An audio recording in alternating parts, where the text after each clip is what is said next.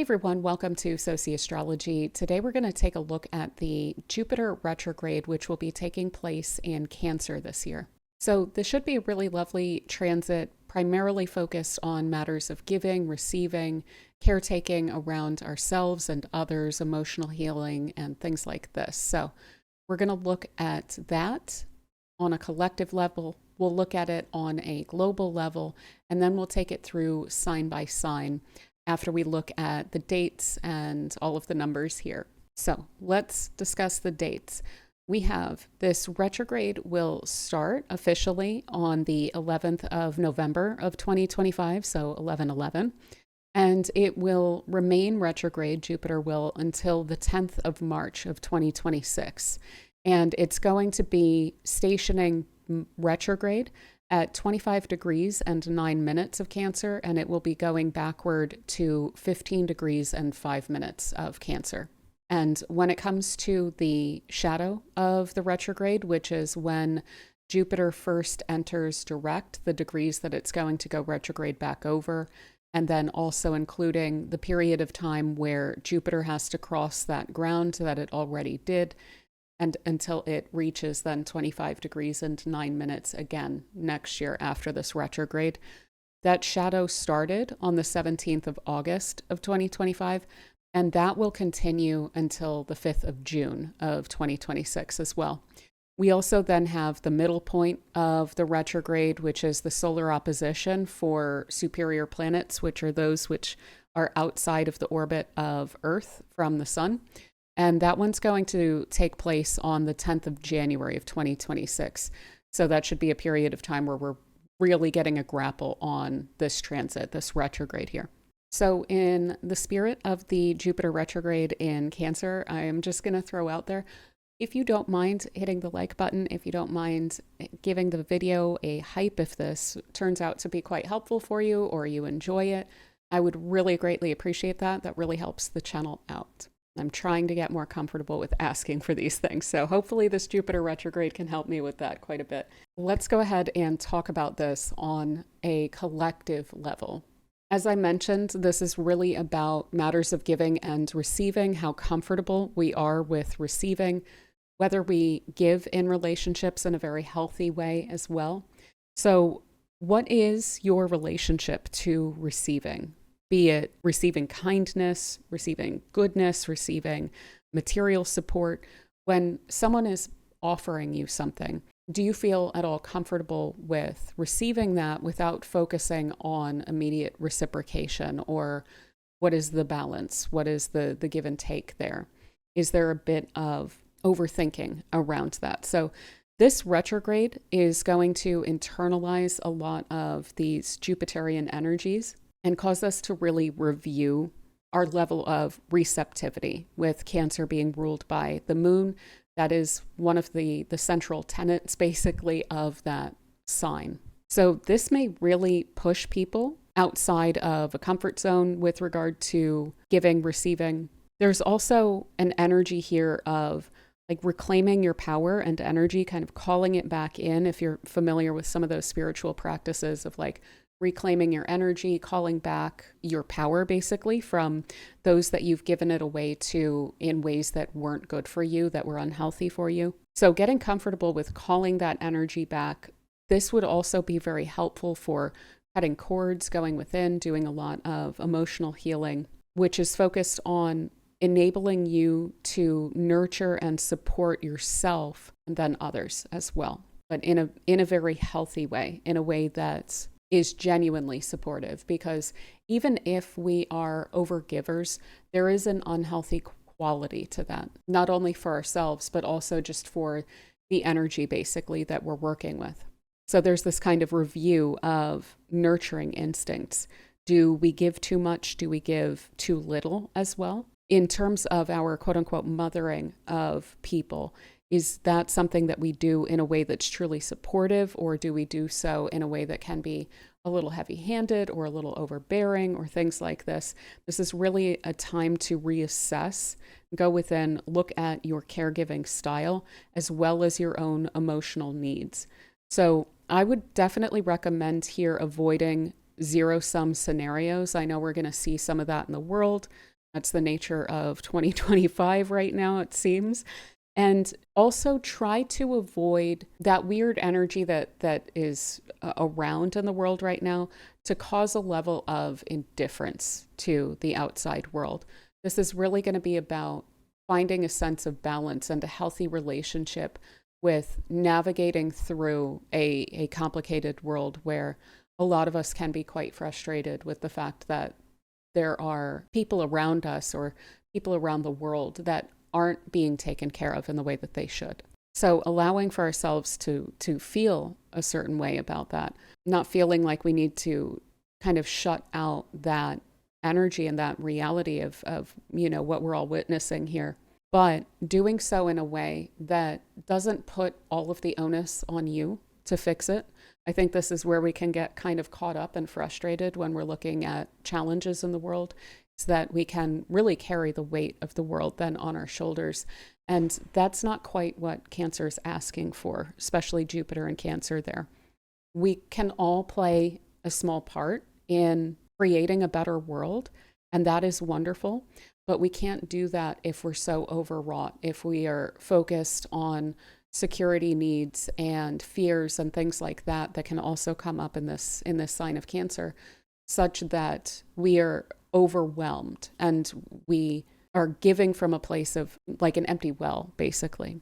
So really focusing on well-being, trying to cultivate that energy, even if on a spiritual level, if you, like me, believe that the energy that we kind of create, the transmutation that we engage in when it comes to the energy that we are absorbing from the world and that we're putting out there, that focus on well-being, I personally really believe can encourage the energy to flow in that direction a bit more. So taking care of and nourishing your own physical and emotional body, without a doubt, but then also taking care of those around you in unusual ways, and the ways where you're really able to shine. Do you give really wonderful words to others? Are you able to encourage others? Are you able to guide others? Are you able to offer some sense of material abundance or assuredness, confidence? What is it that you hold as a personal gift, especially coming from an emotional or a kind of spiritual place of what you have to offer, and your own sense of like personal generosity, what it is that you enjoy to offer as well, what feels fulfilling to offer to the world. Whatever that is, not feeling the need, again, to box ourselves in or to take the onus upon us to try and sort out the world's problems and then wind up not doing anything about them because we're super overwhelmed. Rather feeling very comfortable with the fact that we live in a world of energy exchange. And when we give in a healthy way, we do receive that back. When we give in an unhealthy way, that kind of reinforces imbalances and things like that. But also the fact that when we receive, we are still also helping the world to be more imbalanced. So this can focus certainly on matters of food, children, nourishment, home, shelter, things like this. But again, there's also just that kind of transmutation of the spiritual energy that we have around us throughout this period of time. Can we all kind of do our best to clean up whatever energy it is that we're absorbing and then putting back out there into the world? Can we ensure that the energy we are emanating is more supportive and more nurturing than that which is kind of already floating about with us, right? So also major questions around emotional security. That's a major factor with Cancer here, which we're going to see when we look at this on a global perspective as well. So instead of necessarily focusing on specific kinds of material needs that, especially if they are socially constructed needs that we feel like we need to keep up with, or we need to have this level of status, or we need to have the new phone or whatever it is, I feel like a lot of people here aren't going to get super caught up in that, but this is really going to reinforce the idea of what is it that truly makes you feel safe and nurtured and emotionally abundant or spiritually abundant. So I think it would be really wonderful as well. This is something I'm going to be trying to do more, is focusing on kind of simple pleasures and like healthy forms of indulgence and things like this, that which can kind of soothe our souls throughout this period of time, even if it seems like it's kind of a silly thing, like taking some time out and just reading a magazine again, not being, scrolling and things like this, or a good book or a good movie or a good conversation, or allowing ourselves to have these, kind of low level, hopefully not full on like addictive kinds of indulgences and things like this. Definitely trying not to go overboard here, but allowing for ourselves to accept the fact that there is an aspect of our lives. To me, it's a fundamental aspect, but I know that this is looked on differently by different philosophies and things like that, of we're here and we're living, and to some extent we should be enjoying that. So where is it that we can find those little areas of enjoyment that are not harmful to us and not harmful to others, to the extent that we can? This is also a major invitation to go back into like the inner world, to build our emotional foundation. And if we're willing to work with this energy and we're willing to kind of take time out, review things, replenish, recharge, revive, this is a time of a lot of profound healing work. Now, this Jupiter currently, as I'm recording this, which is right at the end of October here, we actually have some grand trines that are being created between Jupiter and in Cancer, Saturn and Pisces. And then we have a bunch of planets going through Scorpio right now, and they're creating a grand trine. And this has been speaking to so many people as a huge amount of emotional review and emotional healing, looking back over the past, looking at connections, considering whether they're healthy or not, considering what if they contributed, what if they, drawn on from me, and so on and so forth. And really spending a lot of time, it seems, in reflection, basically, around that and reviewing a lot of that. So we may find that we're kind of getting a boost on the front end of this Jupiter retrograde to really kind of front load a lot of that. And we may really kind of stay in that place for a little while of reviewing and pulling things up and reviewing and releasing and, hopefully forgiving but not forgetting and so on. But it's also entirely possible that for some of us, or a lot of us, front loading a lot of that emotional rooting out or weeding the kinds of energies that we're carrying with us, that this is going to give us a bit of a head start so that we can get a little bit more into the, okay, what is it that I'm wanting then? Not just identifying whether things have been healthy or not, but actually getting into what would actually be satisfying then with that knowledge. Now, the shadow side of this, and again, this is something that I've been noticing with the grand trines recently, like just before this Jupiter retrograde as well, can be that we feel like overly sensitive or nostalgic to the point of feeling kind of stuck in the past, or to overindulge as well. So there may be some comfort eating. I've personally been kind of guilty of that recently. Emotional spending. There can be some procrastination as well, like not just the I'm going to unplug for a while, I'm going to replenish for a while kinds of procrastination, but kind of actively avoiding the external efforts that are required to be put in, because perhaps of knowing that there is a lot of internal work to do, and maybe kind of getting a little bit stuck in that as well, and maybe even going a little bit overboard with that. So that is something to really keep in mind here. But if we are, again, working through this energy and working with this energy, not resisting it and not letting it become something of a crutch that we're just kind of leaning into and indulging in, then we can have, again, a really profound level of emotional healing, emotional intelligence, looking at deep-seated wounds in a way that is a lot safer when we're dealing with Jupiter and Cancer there, and possibly discovering again where we feel internally abundant or grateful And not so much, again, looking for external assurance around that or looking for external markers of abundance or of things to be grateful for and so on.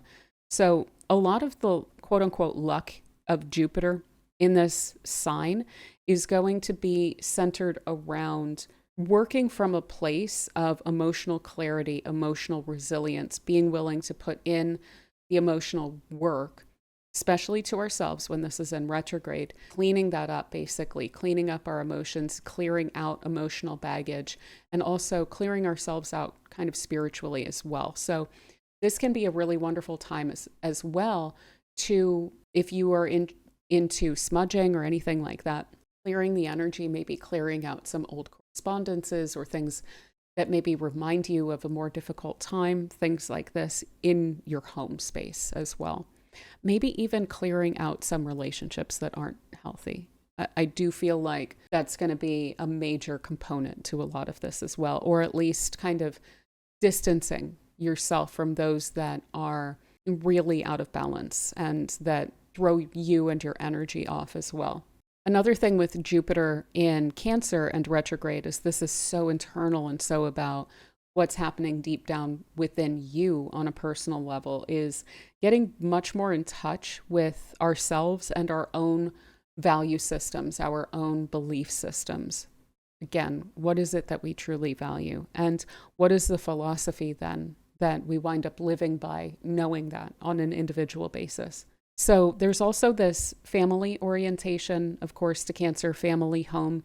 And this can speak to family of origin or created family, or those that feel like family, those that have been quite close to you. I think that a lot of this is going to be around family of origin, looking at conditioning and things like this. So I wouldn't be surprised if this transit, again, in addition to the grand trine that we've already been dealing with, winds up continuing to bring up issues of old patterns related to your family, looking at any sort of like familial wounds, intergenerational trauma, things like this, and where your boundaries lie there. Do you feel safe, secure, and comfortable when you are interacting with family of origin, or do you just not? And is there any sort of insecurity that you carry with you throughout your life due to the origin home environment, basically? Also, really redefining then what family means to you, what your expectations are, what you're willing to kind of deal with on that front as well. And of course, we don't have to do this in a kind of emotionally, I'm going to use a loaded term, but like in an emotionally infantile way of, well, I wasn't, fully praised constantly for everything that I did, regardless of whether it was really, valuable or interesting or whatever as a child. Like, this isn't about how much were you indulged, right? This is, again, much more so about, were there any like violations of boundaries? Was there a lot of a lack of support that therefore kind of set you up to not really expect as much as you should and not be as comfortable with receiving healthy consideration and healthy support in your relationships going forward, this kind of thing. So really then, again, redefining what family means to you.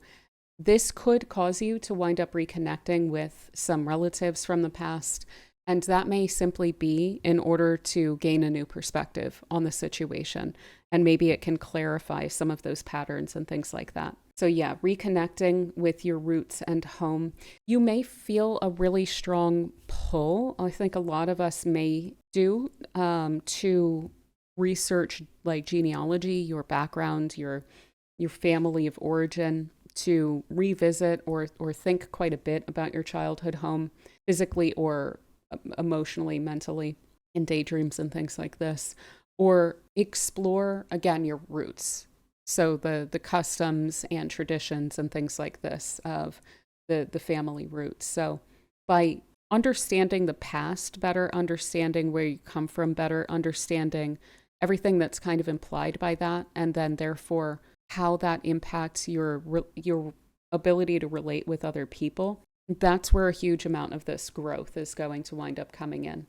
So This is going to speak for a lot of people to inner child conditioning, any sort of fear of abandonment, matters of love, care, nourishment, support, feeling understood, as well as self-care and matters of deservingness and things like that. Is there a lot of stuff that you feel the need to internalize because you feel like maybe it'll set someone off, or maybe you feel like, oh, it's not a big deal for me to carry or shoulder these kinds of things. But again, keeping in mind the shadow here is a bit infantile.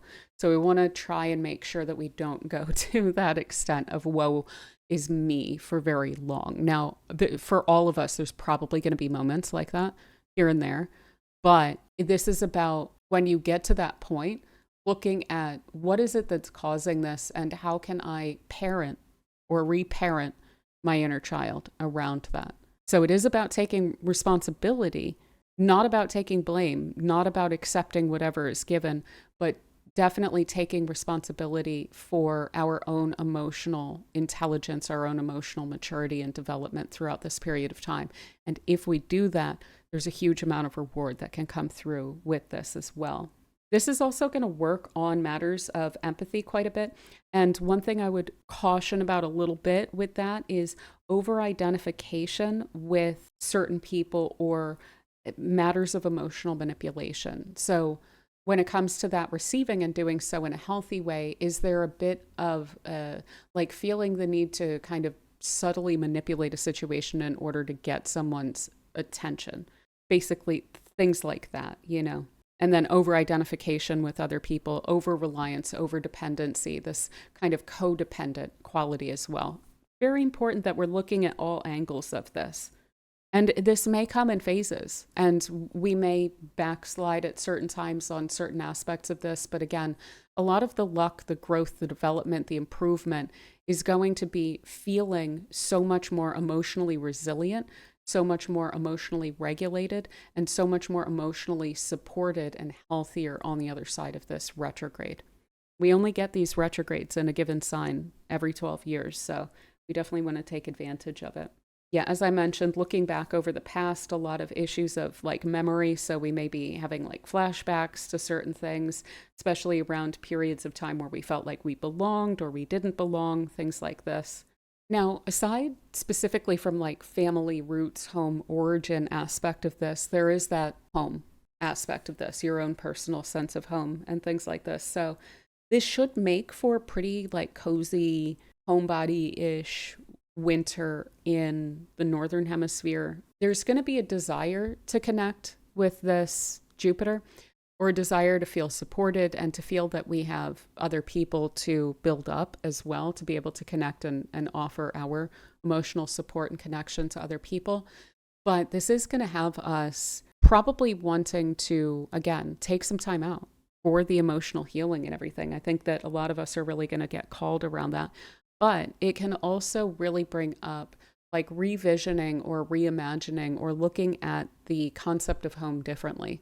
So maybe a lot of people are going to decide to move somewhere else. Retrogrades can be a little bit quirky as well. So maybe this is a desire to go kind of nomadic. Maybe this is a desire to kind of uproot or do something very differently as well, to go and seek some fuller aspect of yourself out in the wider world as well.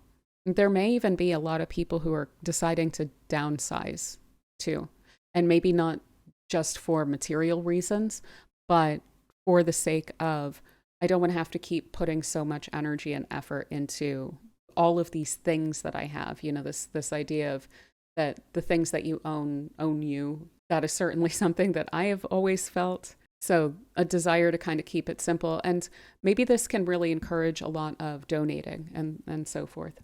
So yeah, really the greatest expansion with this is in the kind of private emotional world. There's this ability to build a richer, kind of more resilient inner foundation. And listening to your intuition, honoring how you're feeling about things, honoring your instincts throughout this period of time, paying attention to them, that's what's going to wind up helping to align us to the luck and opportunity aspects of Jupiter here. So working on that spiritual, emotional, psychological, intuitive, instinctual growth and development in safety, we may really want to be working on developing intuition very intentionally throughout this time. And also not always looking for logical answers to things, but how do things feel, and working based on that rather than going through experience after experience of, man, I knew that that was going to be a wonderful opportunity, but I didn't take it. I talked myself out of it, or talking yourself into something that you had a weird feeling about, learning to really trust that gut. And on the front end of that, especially if people are going through spiritual development, there is usually a kind of sensitization that winds up coming with that, where you find that you're not able to handle certain people and their energies anymore, that may be kind of negative or aggressive or things like this. You may be then pulling back from some of those connections. There's also then a need to unplug from the world a bit. There's a need to really choose your battles and not feel like, you're in conflict as much anymore. So this could wind up causing a lot of people to kind of turn inward as well, to withdraw for a sense of protection. And I would just caution around being overly defensive around that. Now, that's usually going to be a bit of the process of like spiritually oriented sensitization and things like that. So I wouldn't beat yourself up about that. But one of the things as well that's really interesting about this Jupiter in Cancer is that it is at the opposition point to where it was during COVID, when a lot of community connections and nurturing of each other and understanding each other and connecting and so on and so forth wound up coming apart. And this is a place of bringing that back together.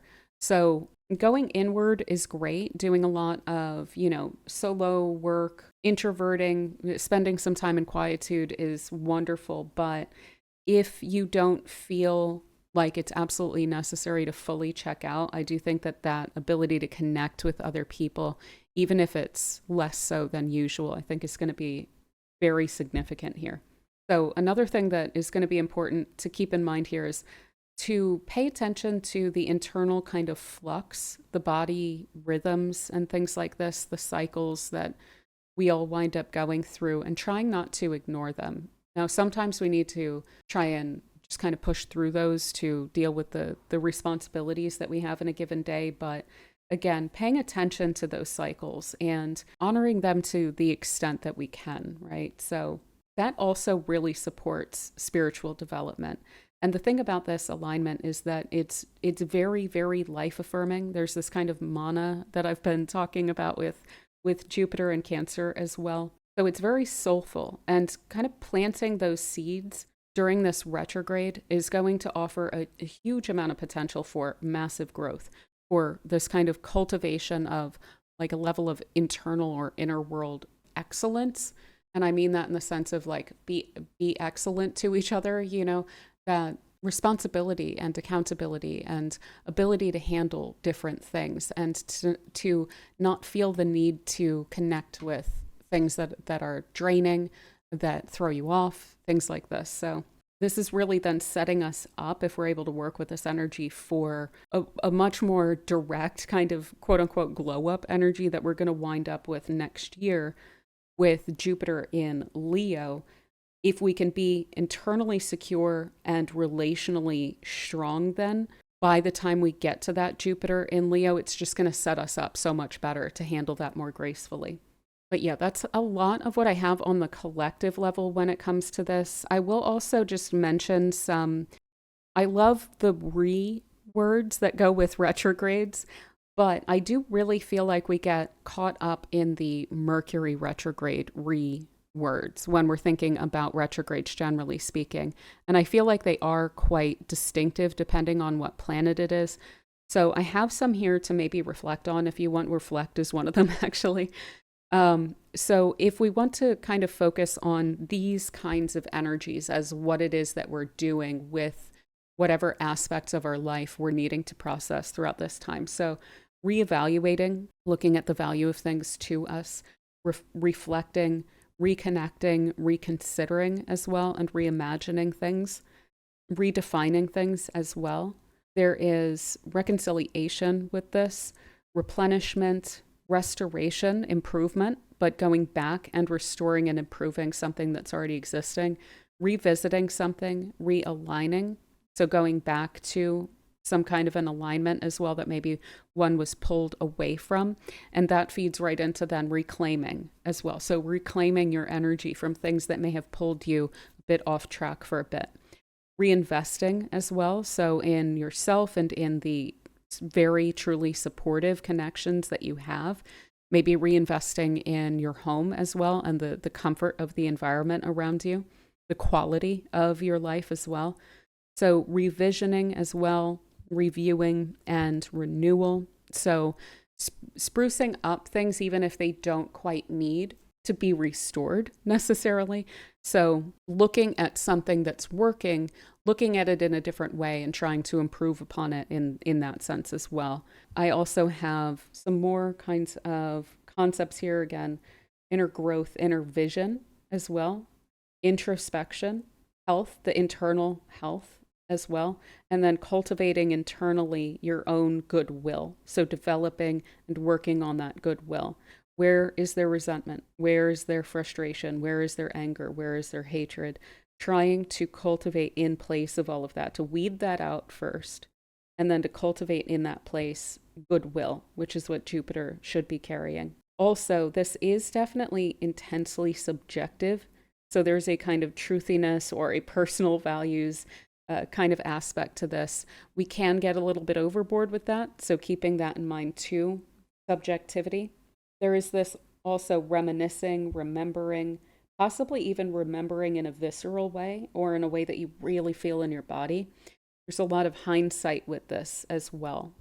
And hopefully we can be really personally honest with ourselves as we're looking back over things. Forgiveness also of the past here and emotional release.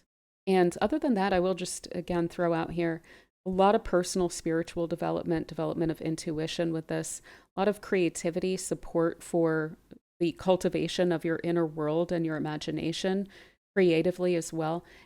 There's a lot of fecundity as well, but this is again internalized. It's something that's being reworked as we're in this retrograde. This can also have us addressing private matters in private or planning or visioning in secret as well, or in solitude, in quietude, not necessarily putting out there what our visions are or what we're kind of dreaming of as well, developing that internally first. Additionally, again, I mentioned the trine that has been made recently between Jupiter and Saturn. So there is a fundamentally structural element here to long-term plans and visions of what you want to build for yourself that will be emotionally satisfying. So that's ultimately what this is going to, in the external world, wind up helping with a lot, but it's through the internal work that we're able to get to that point. So finally, looking at this from a global perspective, I definitely looked at this from a US perspective because the dates are very poignant of when we have had this kind of an alignment before. There is a huge history of quagmires that are based on false notions of homeland and the security thereof too. So this is going to be something to really keep in mind. We had two actually, because we had one of these in 1979, which is when the US was low-key involved with Afghanistan, and when the powers that wound up becoming a problem for the US in 2001 wound up being planted as well through the US covert works, right? So that is something to keep in mind. Hopefully we don't see those seeds that were specifically planted that wound up quite literally blowing back in 2001. Hopefully we don't wind up seeing something like that again, but that could come up for review again as well. Not to mention all of the laws that were passed in 2001, 2002, 2003 around security that wound up pulling back a bunch of personal liberties and things like this. There is the ability to go hard into nativism to the detriment of oneself as well. We see this repeatedly. So there was also another one of these early on during the Vietnam War as well, when this was still a kind of strongly argued for that this is about, security and supporting others and so on and so forth during that war. There was another one during the Gulf War. Of course, there was one of these in the lead up to the Iraq War. Also, interspersed with all of this, countless covert operations to overthrow elected and popular governments as well, really interspersed all throughout this. So this is a Jupiter return for the US.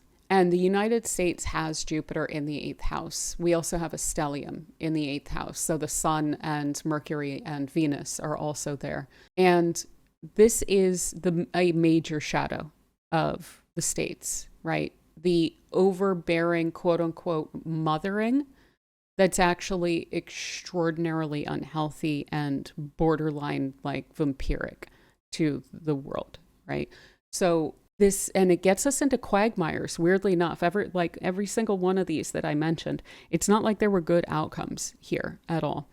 Additionally, the last Venus-Jupiter cycle that we have in Cancer was specifically in that 2001, 2002 timeframe. We got 2 conjunctions of Venus in Cancer in that timeframe. One was in the summer-ish of 2001. The next one was in the summer-ish of 2002 before Jupiter left the sign. We're doing that again.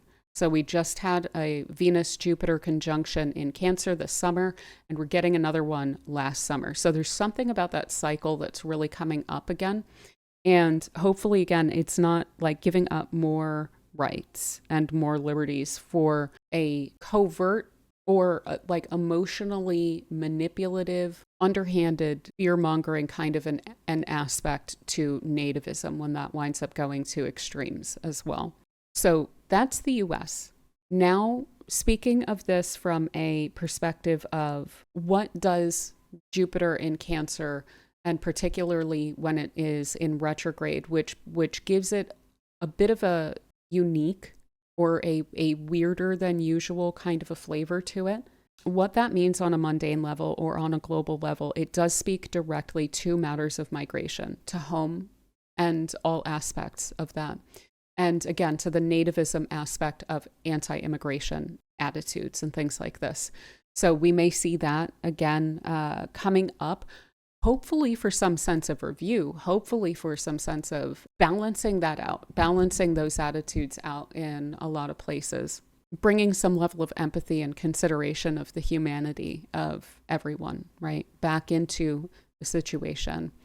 Additionally, there are matters of food and families and healthcare wind up coming up with this quite a bit. Just to quickly bring this back to the states, of course, as we have that Jupiter slowing down to station retrograde, we can see how specifically this is getting so extreme in the states right now. Now, this is also, of course, becoming an issue on different levels and everything in multiple different countries as well. So if these look like they're going to be some hot button issues, they definitely are. There is an opportunity to kind of change the conversation around this, to introduce some more empathy back into the situation. Again, to remind everyone of the humanity of everyone on Earth as well. This is a sign of the people. When we're looking at mundane astrology, it's ruled by the moon, and the moon is everyday concerns and populations. So bringing the conversation back to how is society functioning and serving the people, and hopefully keeping the conversation as much as possible on that, keeping the philosophy as strongly anchored to that. What is it that the people need? That I think is going to be really significant and very important where that Jupiter hops on into Leo, which is not inherently against those things. It can actually be kind of supportive in that way. But if we don't get that conversation back to the people before that happens, then that Jupiter and Leo can really reinforce the imbalance between haves and have-nots, basically solar figures and quote unquote non-solar figures or regular people, right? Solar figures being like leaders and the, massively wealthy and so on, celebrity and so on. Additionally, land comes into this. So that's why I have that expansionism. That's kind of the way that I mean that word. Expansion is always related to Jupiter. I could have been way more specific there. But yeah, so when it comes to land grabs, when it comes to matters of agriculture, when it comes to matters of the physical homeland, again, fecundity on a national level as well, hopefully there won't be issues of the land not getting what it needs to have a fertile season next year, things like this. Hopefully there's not issues in the southern hemisphere as this is going on around fecundity. But this could also be literally land grabs and expansionism in the sense of like adventuring in the lands of other people and trying to extract what one can from that, you know. So it can go in a couple different ways. It's gone pretty annoying on a US level, but it definitely doesn't have to be that way. And I would just definitely recommend keeping the conversation focused on what the people of any given nation really need, constantly kind of bringing it back to that. But yeah, I think that's a lot of what I have. So thank you so much for spending this time with me. Do really greatly appreciate it. Again, if you don't mind giving a thumbs up or if you don't mind giving a hype, I would really, really love that. Thank you so much. And if you're not subscribed, do consider sticking around if you enjoy content like this. I would love to have you here. And thank you so much to the members of this channel. Thank you so much to Angel Niblock, Michelle Howell, JJ, Deborah Kale Leavitt, Patrick McKenney, Jody, Anne Marie, C. Rezer, Peace Out, Maria Sarah Hyro, Rachel Windholtz, The Z-Man 1291, Aya, Lynn Newman, Long T Standing, Nelson Cat Maya, Anita Martino, Dolly Geezy, Mango JT, B Love, Grace, Psyche Lloyd, Noah, Aquarian Antiquarian, Susan Martin, Jonathan Mason, Chad Wiseman, Ezekiel David LaRosa, Adrienne K, SP, Teresa Jones, Jerry Leas, Horse Dog Notebook, Justice League Pie, Neo K Beam, Ashley Gonzalez, Create, Gales Tarot and Astrology, Talitha McKenzie, Park Jong Young, K from NH, Denise Sanin, Tar Music, Pat K, Travis Dandro, Nancy Imhoff, Sunny, Angela Lazaire, Peta Carlin, Sarah Mcap, Jane Bevan, Elizabeth Drew, Lori Clinchard, Helena Fisher, MD, Tina Reynolds, Sacred Alpaca, Hannes Miller, Tanya Napolitano, Natasha P, Andy Luna, Taylor, Via T, Susie Fetter, Linda Skull, Marnouche Amiri, and Novocaine. Thank you all so much for your support. Much love to you. And if you are interested in memberships, definitely feel free to check that out in the description box below. And without any further ado, let's go ahead and jump into the sign by sign. All right, so for Aries, we have Jupiter turning retrograde in your 4th house. So this house has to do with home, family, property, your roots, your private life. And so this is likely to become a lot more productively introspective. So when it comes to your family patterns, when it comes to foundations, when it comes to matters of where you come from, this would be looking at that in a really holistic way, kind of going within, looking at how that impacts you very deeply. So for instance, if you've been realizing some things about family patterns and family dynamics and how that goes from generation to generation in these recent weeks as we've had Jupiter in Cancer, this going retrograde can really turn that inward as well so that you can really make the most of those insights and how you might be able to either uproot or to sow seeds that are going to be a lot healthier for you going forward as well, especially when it comes to your role in a family or family dynamics and things like this, to make you feel like your foundation, your security is a lot deeper.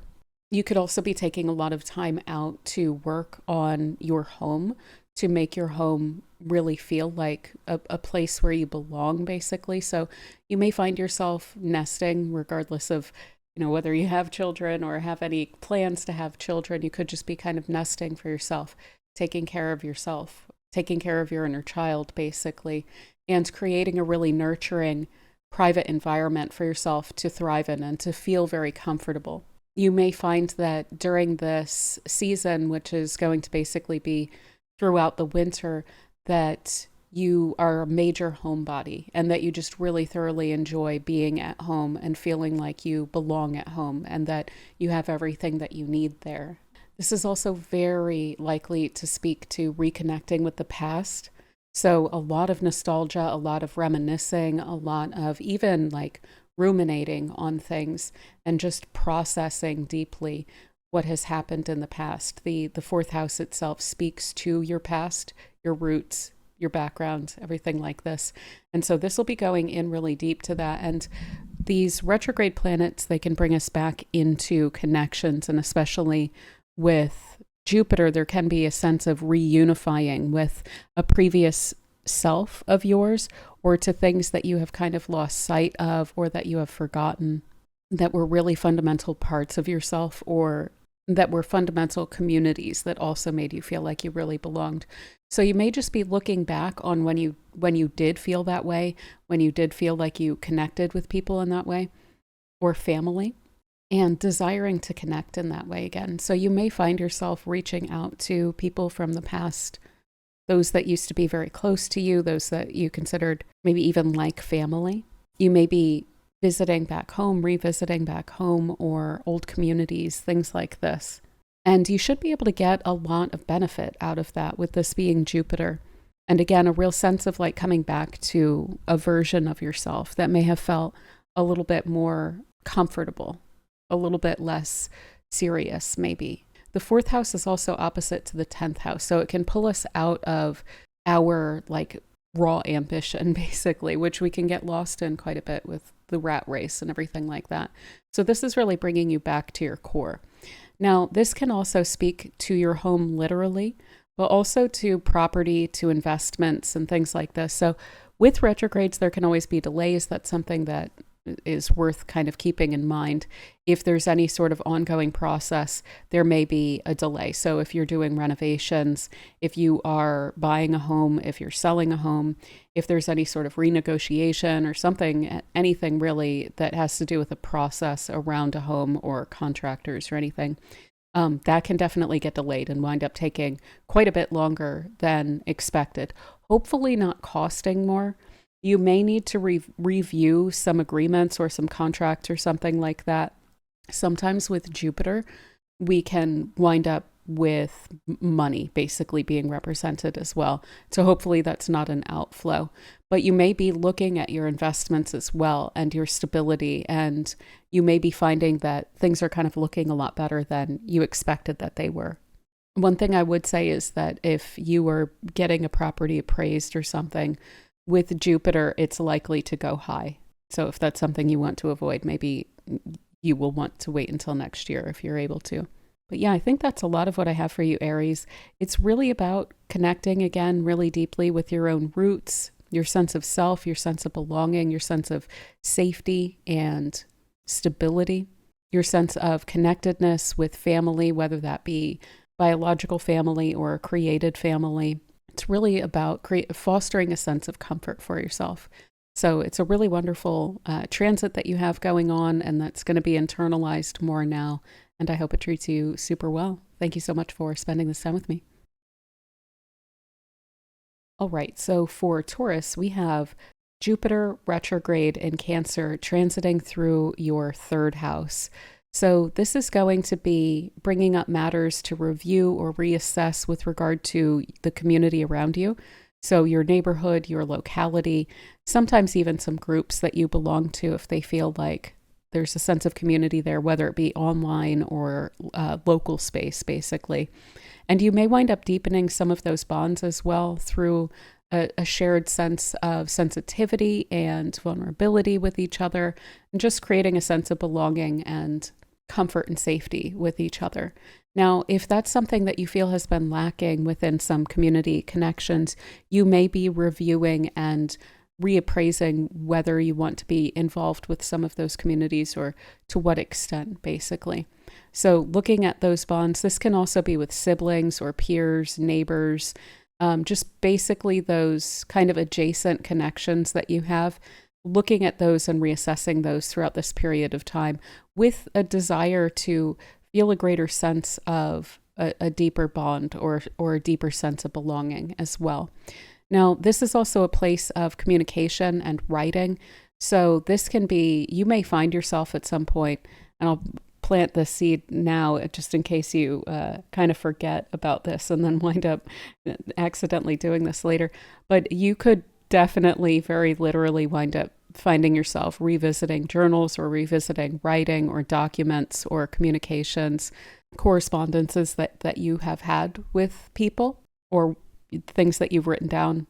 Now, on the one hand, this is retrograde pretty much until March, so you'll probably be reviewing some documents for tax purposes and things like that if you're in the States, but this can also bring you back into writing, bring you back into journaling, bring you back into analyzing and assessing things kind of through words and through putting your thoughts onto paper. Also looking at communication patterns. So are those satisfying to you? Do you feel like you are generally pretty well understood? Do you feel like you're not? Is that a source of frustration or is it a source of strength for you? Looking at that and trying to improve upon that internally. Maybe you are taking some time out to learn more about interpersonal communications and things like this, about communicating boundaries or really anything along those lines. This would be a really great time to just kind of look at that from a different angle, basically.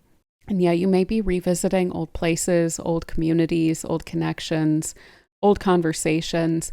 This can also have you really, really listening to people, listening to what they say and kind of reading between the lines, but not in such an analytical way, more in an intuitive and an instinctive way, an emotional way where you're able to understand the emotional content of what people are trying to express, even if they're not saying it directly.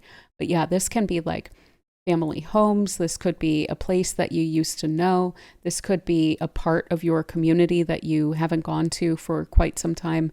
Maybe you used to go to coffee all the time. This is always my example because I'm a coffee person. But maybe you used to go to a specific coffee house all the time and you haven't in a while. And, you know, you may find yourself kind of going back there and seeing what's changed, seeing what still feels familiar. And just kind of connecting again with that mental space, basically, that you had when you went there. The conversations maybe that you had when you were there. Maybe the books that you were reading when you were going there. This could also be revisiting some sort of education too. So study, books, learning. This is all stuff that goes on in the third house as well. And so you may just be kind of going back through even those documents or thinking about starting up another course or thinking about, oh, you know, I used to read a bunch and I haven't in a while. So which are the books that I'm wanting to read or whatever, just kind of thinking that through. Also, this is a place of general day-to-day planning and day-to-day priorities, like the content of your day, what it is that you engage with throughout your day-to-day life. And so you may be reconsidering that. Now, we do get some of that as well in the sixth house too, but the third house has to do with that on more of a mental cerebral level rather than an activity or tasks or actual work kind of level.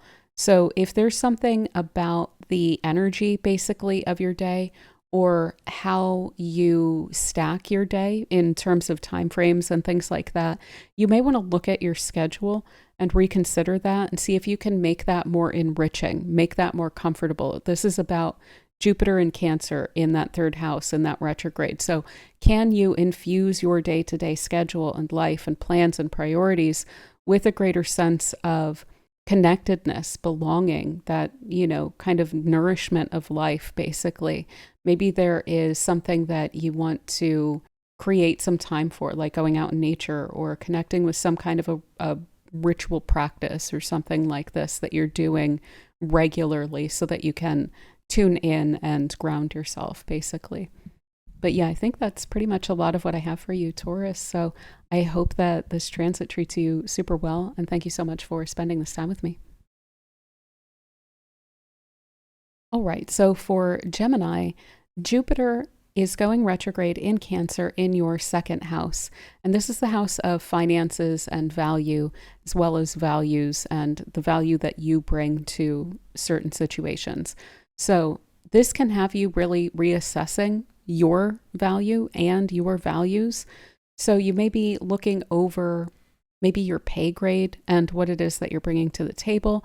This may have you broaching that at some point as well, but just looking at that, looking at what it is that you're contributing and trying to evaluate what that is worth. For one thing, financially, what that means to you, whether you enjoy it, whether you can improve on it. Basically just looking at that from all different kinds of perspectives, like your value and what it is that you bring to the table. But also on a more abstract level, this can really speak to your values as well. So have you been living in accordance with them? Have you been working in accordance with them?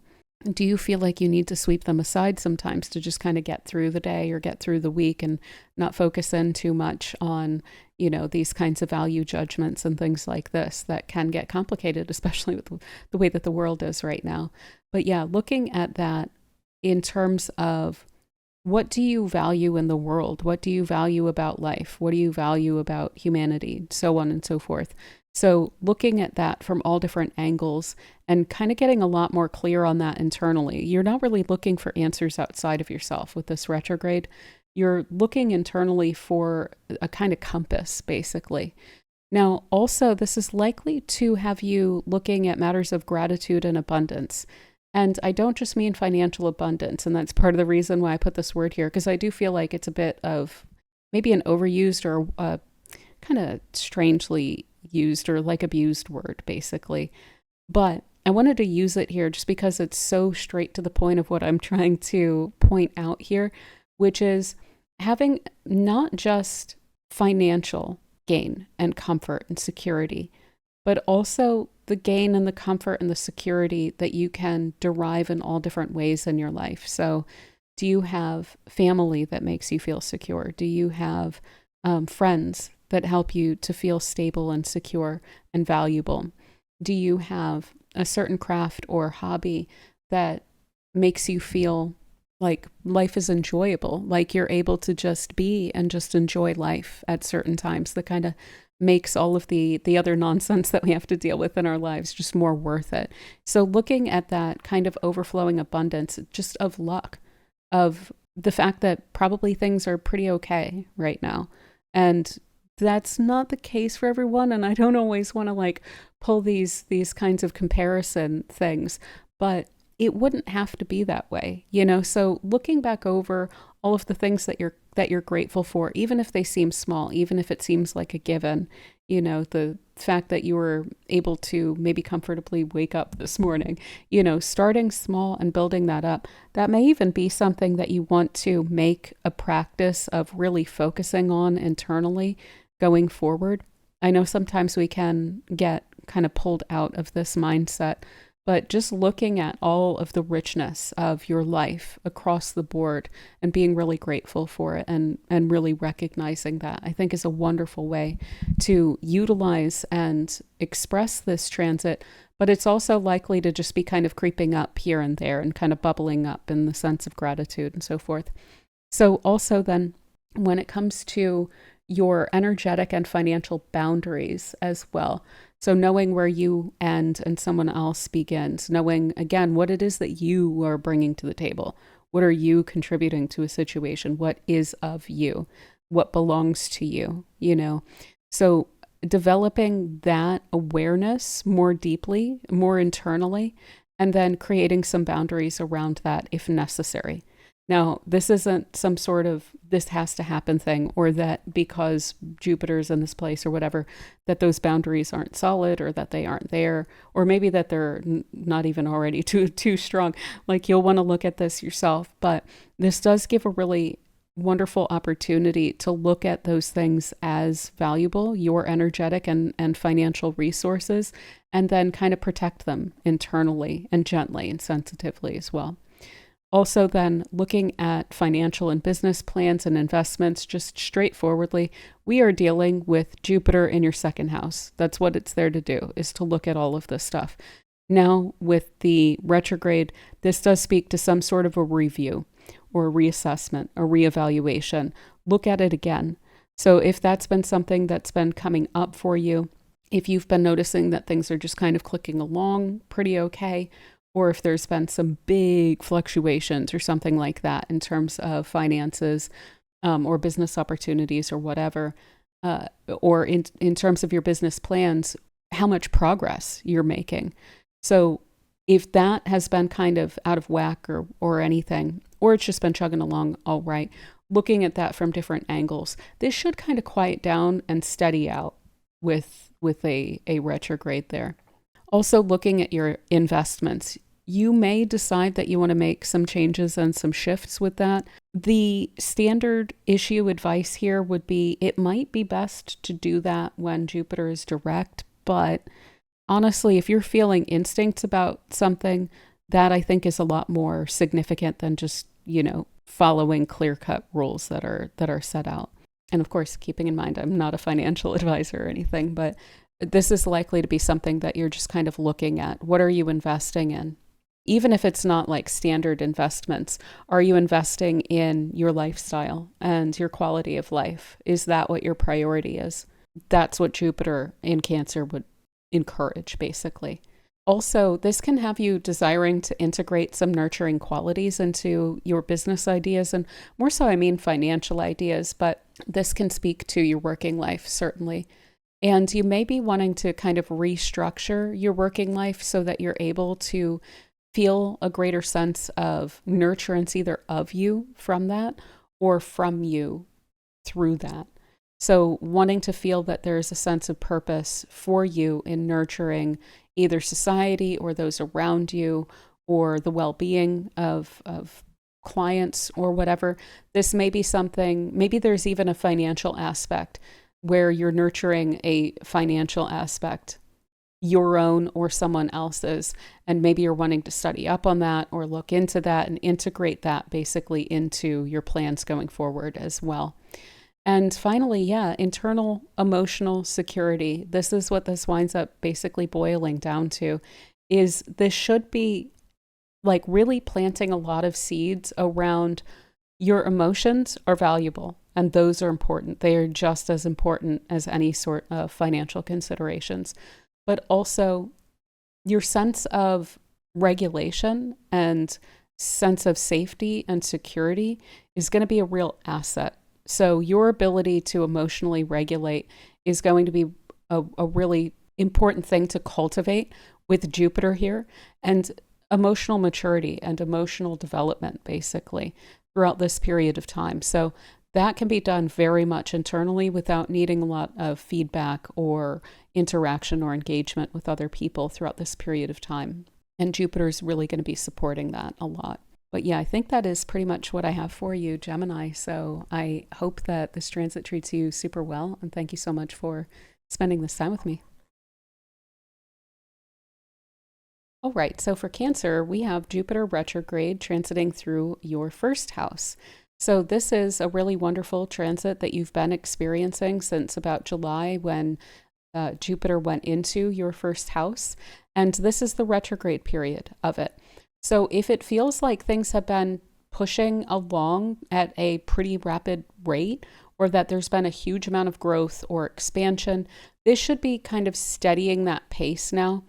Now, I wouldn't say that this is like a rolling back of the luck that you've had or anything, but if things do quiet down a little bit, just taking that time to introspect, taking that time to focus on the personal development aspect of it, that maybe has been a bit drowned out by just trying to keep up with everything that's going on, because Jupiter does have that double aspect of bringing a lot in and having you have a lot to do when it's in your first house, but also presenting a really wonderful opportunity to develop and mature and go through this, kind of internal growth and everything like that. So focusing on that personal growth and development aspect of it while it is retrograde is going to be really wonderful, because you should have a little bit more time for that now. Also, really reassessing your roles and your self-image. So, going within and looking at what is building you up. What kinds of roles, what kinds of, maybe there are restrictions that are unnecessary that have been placed upon you, or that you've placed upon yourself, or that are just kind of conditioned, whatnot.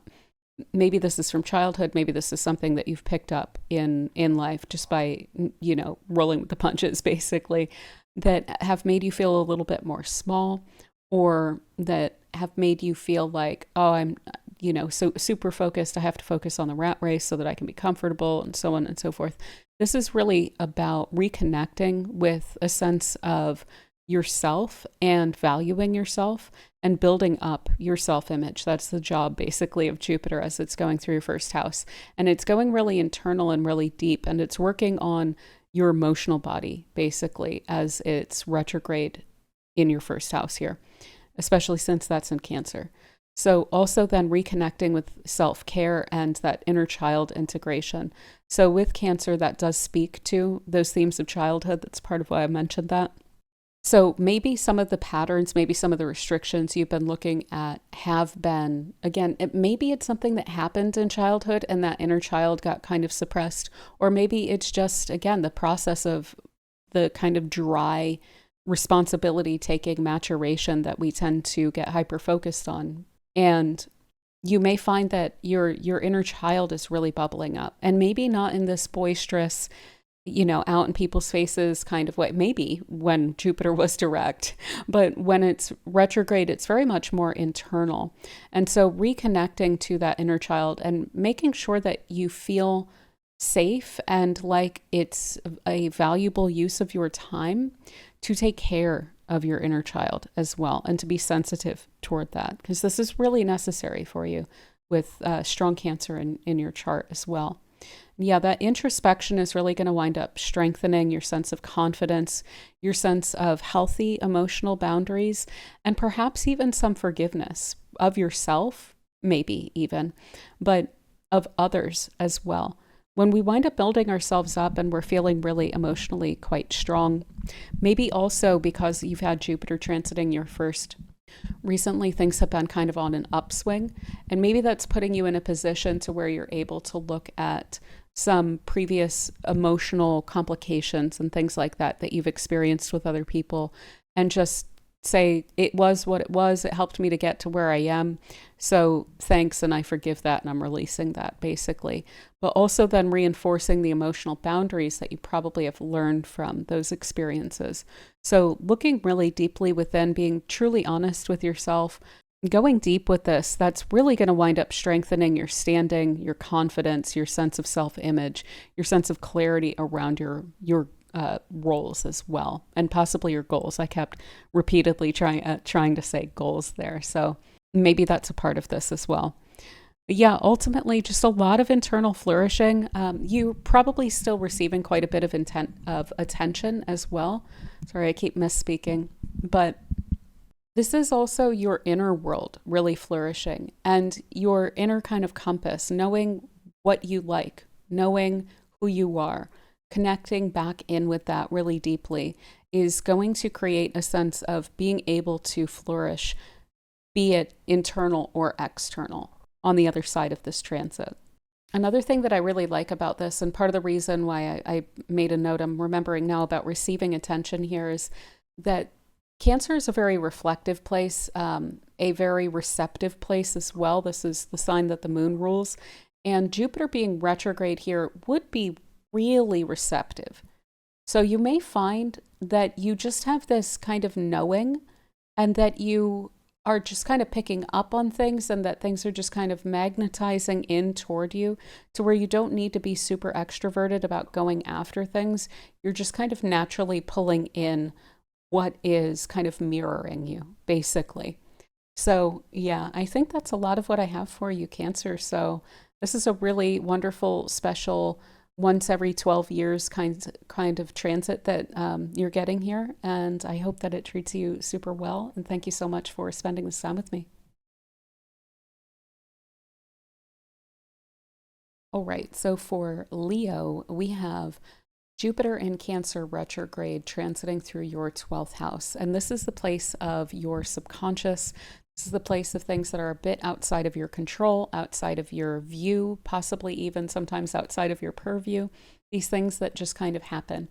Now, one of the things that's very nice about Jupiter in your 12th house, regardless, is it can feel like a kind of guardian angel, basically, like watching out for you, clearing things out of the way. Maybe you've noticed that things just seem to not quite go awry as much since like July when it ingressed into this house. It can also have you really connecting deeply spiritually as well, developing your inner world, developing your imagination. You may have some really vivid dreams. If you haven't been having that already, this turning retrograde may wind up really kicking that in. And then intuition, really internal intuition that may not need a kind of synchronicity or serendipity to align with it, but that may still definitely be something that's present, is that you are seeing in the external world some kind of confirmation around your intuition as well. But this is really integrating that. This is going really deep with that now and reviewing that kind of connection that you have. It's likely that this is kind of reaching another level then as well. And so that may be part of what would be spurring this on for review of where am I at with my spiritual development, because I feel like this is a different step basically. And maybe I need to reach a little further now. You may be getting more deeply into divination and things like this as well. And that Jupiter in your 12th house and retrograde in Cancer is going to be really wonderful for being able to tap into the kind of emotional content of any sort of divinatory or spiritual practice. So yeah, this is also really fostering retreat. So taking time out by yourself, spending time in solitude. This totally gives you full-on permission to do that. Don't feel bad if you don't feel like extroverting a lot around this period of time. If you just want to spend some time by yourself, maybe journaling or reflecting or doing things that are kind of cozy, that are supportive of your emotional and mental and psychological well-being, that help you to release emotional baggage, any sort of emotional like dead weight or old patterns, conditioning, things like this. That is definitely really favored by this as well. And you may even see some of those subconscious patterns reemerge that you feel like you've dealt with. And that can be frustrating when that happens, but I mean, it happens, I think, kind of to everyone. There's always a risk of a pattern kind of reemerging. And sometimes it just does that for one thing to point out to you, hey, you've come pretty far. Remember when you were dealing with this all the time? That definitely happens to me occasionally, where I'll get like a little short stint of an experience that I used to have that I felt like I had overcome. And I'm like, oh, what the heck is this? You know, and then it lets up and it's like, oh yeah, thanks for not having to deal with that anymore. That's really nice. But yeah, it may just be coming up, these kinds of patterns. Maybe you're seeing yourself go toward a similar pattern. So maybe you'll see that kind of like a mile away, hopefully, and not need to repeat some kind of a lesson or something around that. But it's likely that you're just going to connect in some way with those old patterns. So you may be reminded of some patterns that you used to carry, or you may see them show up in other people and be able to help them with it as well. You may be triggered by something that used to trigger you and doesn't so much anymore. So just kind of be on the lookout for that. And then don't think of it as that you're falling backwards or that you're failing or that you're being punished or anything like that. It's just kind of bringing it up for a sense of review and greater understanding, a more thorough understanding of what was released as well. So also then, like I said, creative projects, imaginative projects, I think I mentioned that. That's also really supported by this broader transit of Jupiter in your 12th.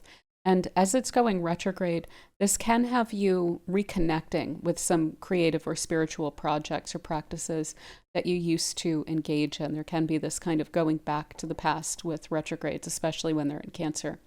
So if there's been a creative hobby or an interest or something like this, or a spiritual practice that you used to engage in that you've kind of fallen out of or that you kind of forgot about, it may be really wonderful, even if you are intentionally, because I'm mentioning this, like looking back over what you used to engage in, that's wonderful. You should definitely be like looking back through all of that and see if there's anything maybe you want to reconnect with, or if there is anything that you've kind of swept under the rug for a while that you'd like to engage with again. Maybe even digging into the reasons of why you've fallen out of certain things that you enjoy. And is there any sort of pattern of like self-doubt or sweeping things aside when other people aren't connecting with them around you, et cetera, et cetera. But yeah, other than that, the only thing I would watch out for, I'm pretty sure I mentioned this in the previous horoscope about Jupiter in your 12th, but there can be a major indulgent quality to the 12th house. Same, like ditto Jupiter, ditto Cancer. Now with this retrograde, there's a little bit more of a risk. So if you know that you have some habits that could get out of hand, I would continue to be really good about trying to avoid those. If you want to look back over that and maybe see if you want to release something like that, and I wouldn't like really put the pressure on and so on and so forth, and beat yourself up about it or anything like that. But one, if you're not currently engaging in something that could be a problem if you did, I would steer clear of it. Two, this could have you looking at something that you are engaging in and deciding to release it. And three, this could have that kind of thing, if you're not trying to address it, getting out of hand and causing bigger issues in a kind of guardian angel kicking you in the butt a little bit about it kind of way. So that is something to also just kind of keep in mind. The 12th house can be considered the place of quote unquote self-undoing. I don't love to look at it that way, but those themes can wind up coming up if we are kind of intentionally unconscious about certain things that we're doing, so just try to be as conscious as you can. I know it's so much easier said than done, but be as conscious as you can about what's going on in your subconscious and what it is that you're feeling and where those things are coming from and where the urges are coming from. The more self-aware you can be of that, I think the better that this is going to go. And otherwise, it's a really wonderful transit. So yeah, I hope it treats you super well. And thank you so much for spending this time with me.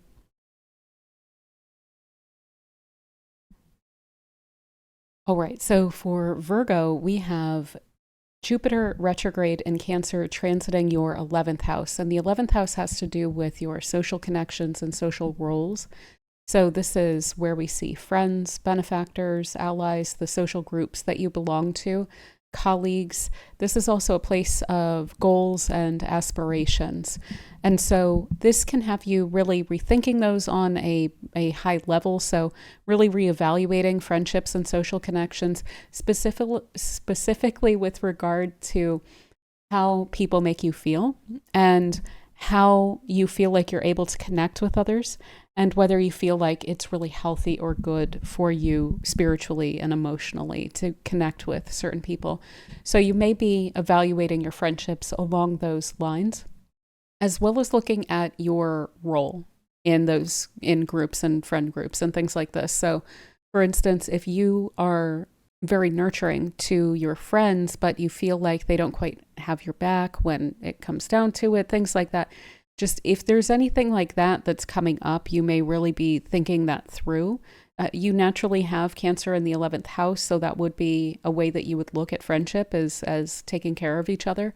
And not everyone approaches things that way. So that may be something that is just really being looked at quite hard by you during this period of time. And you may be deciding to go ahead with or to pull back from certain connections based on that. You may even decide to reconnect with some people from the past if they did uphold that. And if, for instance, maybe it was more superficial reasons or something like this, where you may have grown apart from certain people. So you may also have people reaching out to you as well from your past. But yeah, also then revisiting your goals, your aspirations, your dreams, and checking them also for emotional alignment. So do you feel purposeful in pursuing what it is that you are, in setting the long-term goals that you have? Do you feel like there's some sense of emotional fulfillment that you get from that? You feel like you're able to grow and to develop? And do you feel like these goals and aspirations that you have for yourself are really abundant for you? And by that, I mean in terms of like fertile, basically. because that's, again, something with the Cancer in your 11th house, that's something that's going to be important to you, like the growth potential of your aspirations, and not just financial, but again, in terms of, do you feel purposeful? Do you feel genuinely connected? Do you feel like you are living your best life by pursuing these things? So this Jupiter retrograde is going to have you really revisiting that and looking over those things again, and checking in, basically. This is a major checkpoint when it comes to that. And yeah, as I mentioned, reviewing some of your community and social roles. So if you are in a leadership position, you may be looking quite a bit at that and how you carry leadership. So this would likely be in a quite considerate and caring and nurturing kind of a way. And you may want to reinforce that. You may be looking into ways to develop like interpersonal communication, or how to foster understanding between groups of people, like what it is that you can do to maybe even contribute to certain social causes or things like this that are really speaking to you. And especially when it has to do with taking care of the well-being of those around you. And also checking in and reviewing your sense of belonging. So do you feel like you belong with those that are around you? And if you don't, where does that come from? Maybe you are needing to reach into a new direction for some sense of community, or some sense of connection, basically. Maybe you're needing to try out some new groups, and maybe it would be worth taking this retrograde period of time to really consider where you might find very like-minded and very like-hearted kinds of people to connect with as well. And yeah, I kind of went into this. Reconnecting with old friends is a major possibility here. You may just run into people, you may hear from people, you may reach out to people. This could also be past communities, like groups of people that you used to belong to or spend time with or connect with or work with or whatever. And it is worth looking at, what is that here to show you? Do you want to get really like reconnected with them? Or is it trying to point out to you something about how you used to connect with people versus maybe if you connect with people differently now? That say something about the people you're connected with now? Or maybe it has to do with pointing out to you how much you've grown. So there's going to be a deeper underlying cause to that when Jupiter is in retrograde and working on these things.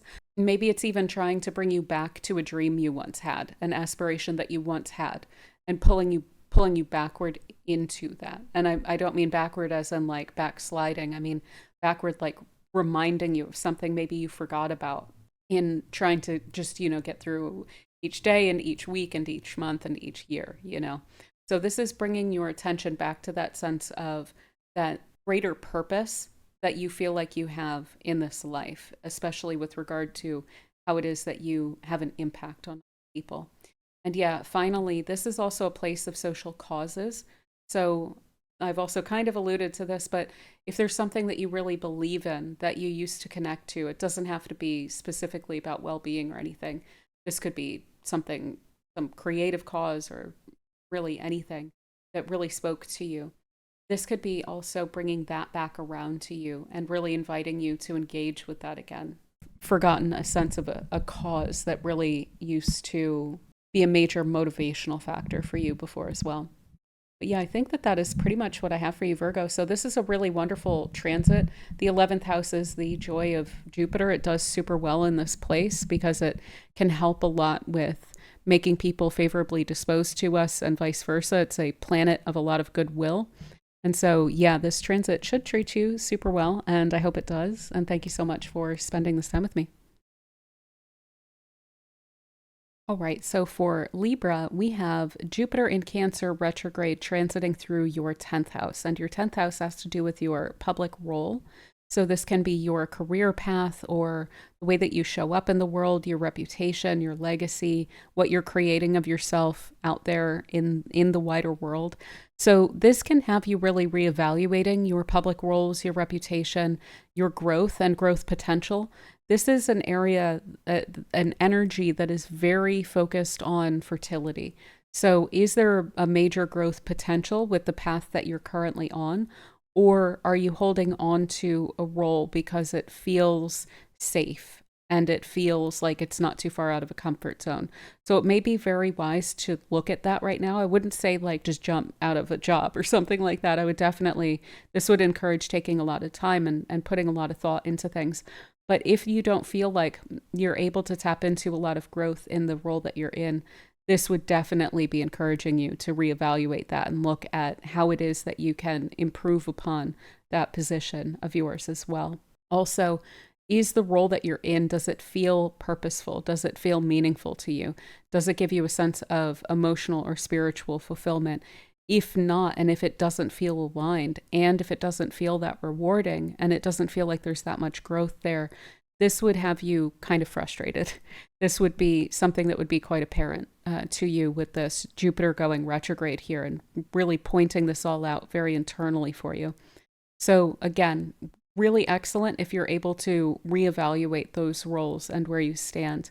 Now, if you feel like you're pretty much checking a lot of those boxes, this is going to help you to reconnect with a sense of your personal alignment with your path, but also with a sense of looking at where you can find little pockets of greater growth that you can kind of tap into as well.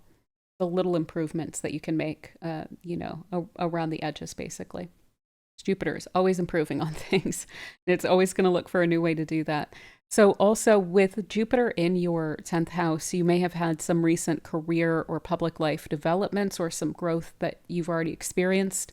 And this can have you looking at that again, reconsidering it. Is it in balance, basically? Did you take on a different role, or did you take on more responsibilities or something like this for purely financial reasons? Is there any possibility that that is pulling your work-life balance out of whack? Is there maybe a broader consideration that you want to include in looking at those recent developments as well? And this is also going to help a lot with that Jupiter retrograde in the 10th, with having recognition to you come from not being really like loud and boisterous and taking up a lot of space or anything like that, but just through integrity. And there may be some delay when it comes to recognition with Jupiter retrograde in your 10th, but this would be just making sure that you are being really honest with yourself, that you're being really honest with those around you, that you are approaching your public life from a sense of integrity, from a sense of honesty, and receiving recognition for that and being seen as a leader for that. This can also then have you refining your sense of purpose and honing in on what it is that feels meaningful to you about your public role. Like, what impact can you have? Is this a nurturing thing that you're wanting to experience? Is this a kind of creative connection that you're wanting to experience in your life? Like, what is it of your public life that you're wanting to create? And do you feel like that's purposeful in some way? And refining that. And again, like doing the work along the edges as well. Now, also, we can deal with the past as well. The past can wind up coming up when we have planets in retrograde. And with a Jupiter retrograde in your 10th, that would speak to a past opportunity that may wind up resurfacing around this time too. So if there was a position that you used to hold, or there was an opportunity that you wanted to go for, but maybe it just didn't work out or something like this, that could be something that also winds up showing up during this period of time too. And it would be represented by Jupiter. I would just, again, check in around these questions of purpose and work-life balance and things like that. So additionally, regardless of opportunities, recalibrating work-life balance and your sense of security. And how, like, where are you anchoring that sense of security? Is that a 4th house anchor, or is that a 10th house anchor? So by that, I mean, are you rooting your sense of security in your own inherent foundation, your own personal standing, your family, your community, that which you've built around you? Or do you anchor it in a public status role that may be a little bit superficial, and it may be very materially based? So of course, there's a balance that needs to be struck with all of that.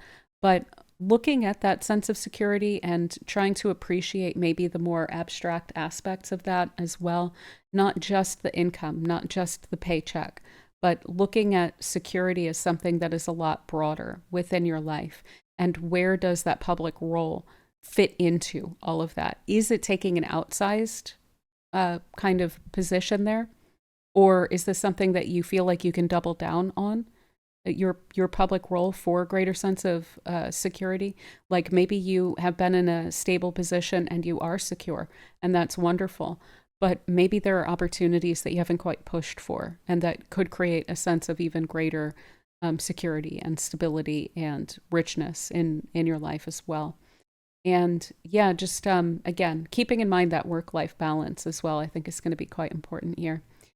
But yeah, I think that is pretty much what I have for you, Libra. So I hope that this transit treats you super well. And thank you so much for spending this time with me. All right. So for Scorpio, we have Jupiter retrograde transiting through your ninth house. And this is the place of your worldview, of your beliefs, of the expansion of your horizons in all different ways. So we can see travel and education and spirituality all show up in this place. So this can have you looking really deep and re-examining your beliefs as well as your subjective experiences and developing out and maturing, basically, creating a richer sense of a worldview from looking at your beliefs and your subjective experiences and where you fit into the world, and how maybe if your experiences had been different, how your perspective would have been different, and how things have kind of like set you up to be in this role that you're in, and where you may be able to expand your horizons even further out into the world of either knowledge or experience, or like physically through travel. So this is going to have that really working internally for you, so that when this goes direct again, you're able to really take advantage of any sort of opportunities that are coming up for you around expansion.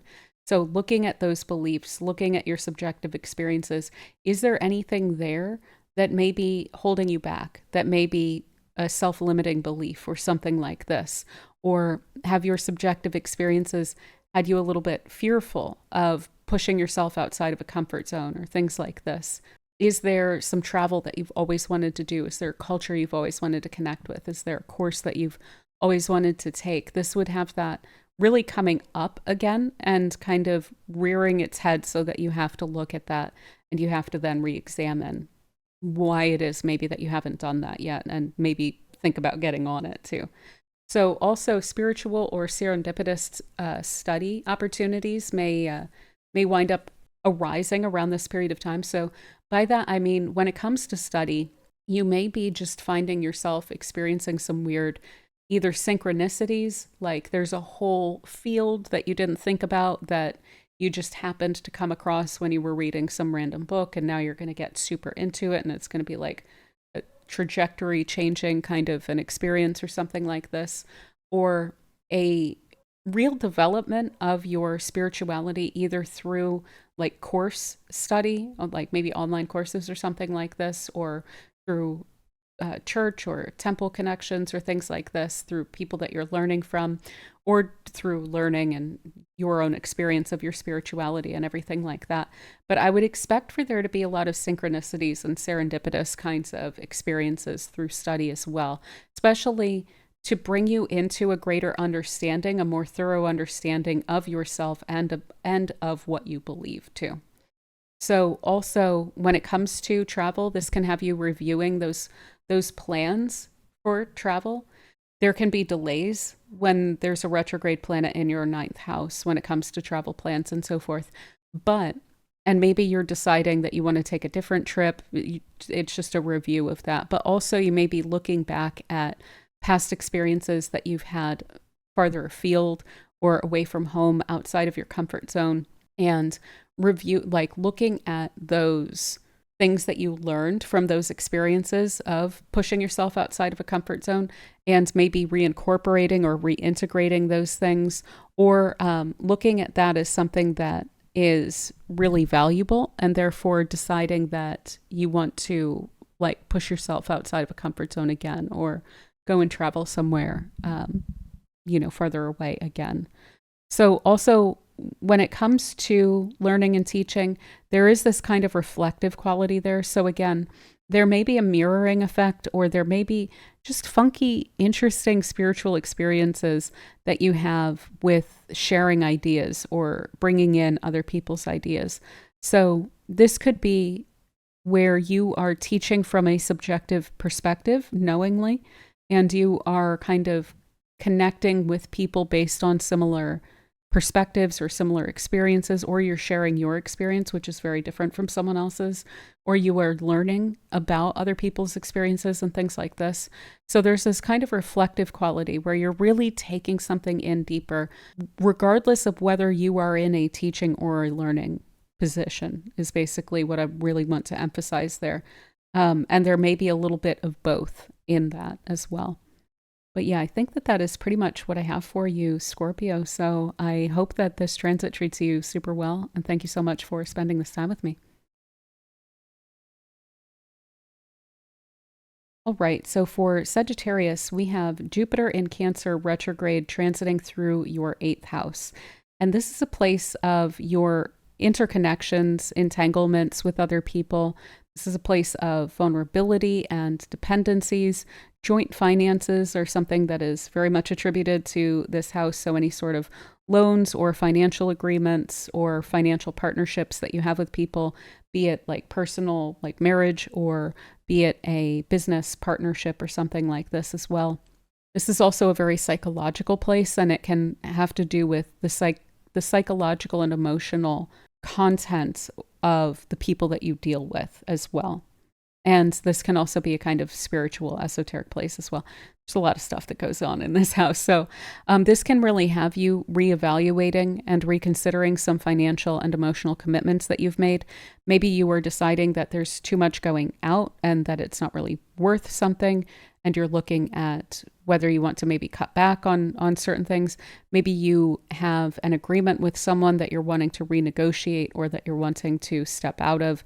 This could also be, though, emotional commitments. So are you feeding into someone emotionally in a way that you don't feel like you're getting the same kind of thing back? And maybe you're deciding to take a step back. Or maybe you are finding that someone is perfectly wonderful and they are providing a lot of emotional resources to you, and you're trying to look at, okay, how do I provide this back to them? Or how can I kind of even the scales a bit, and so that you can offer them something. But aside from all of the, like, maybe renegotiating loans or just looking at your financial situation and the outflows and the agreements that are connected in with that, and again, the business partnerships and so forth, and looking at where the value of that is and trying to release the edges of where there may be like financial leakages, or there may be some waste, or there may be just something that doesn't feel quite right anymore. So also then family wounds can show up here. So this can be things that are inherited as well. So, and that can be psychological and emotional content too. So family patterns, like psychic patterns, emotional patterns that you pick up on from family, you may be processing those, and you may be processing them for like a third or a fifth or a 10th time around issues of safety and trust, maybe even fear. So in this 8th house, we can run into fears around vulnerability, around codependency, around like red flags, and whether we're going to handle certain situations correctly, whether we can trust ourselves and other people and so forth. So looking at that, if you feel like you have triggers around any of those things, I would say looking really to the root, which is to say looking straight at family, where you came from. What are the patterns in those dynamics in your family life? Does some of this come from that? And are you maybe therefore able to recontextualize or reframe some of this stuff as you're processing it, so that you can lean a little bit more into feeling safe in yourself and trusting yourself and being able to assuage your own fears, so that by anchoring all of that in yourself, you're able to open yourself up to other people and know that regardless of how they behave, you're going to be fine, you know?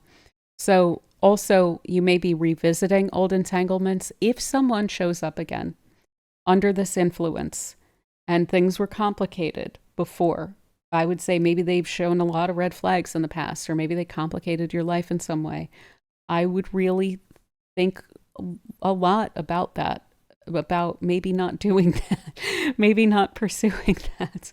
Because that to me would be an eighth house kind of thing that's cropping up. And if it was complicated, then it's the rougher aspects of the eighth house that can come through, where we can wind up dependent on other people and so forth. So I would just say, look at maybe why that's coming up. Is it trying to tell you something? Is it trying to even show you a bit of encouragement about how much you've grown? Or is it bringing up, maybe you're even seeing a pattern in somewhat, like maybe you're engaging with someone that reminds you of an old pattern. So it doesn't have to be the exact same person, but it can just be this kind of entanglement pattern that's old, that maybe was released at a certain point, that is kind of coming up again. Now, maybe you are just looking back on this in the sense of taking that detached perspective on it now, that maybe there's some time that has passed. But if someone does wind up showing up and it was complicated before, I would expect that it would be complicated again, basically from this alignment.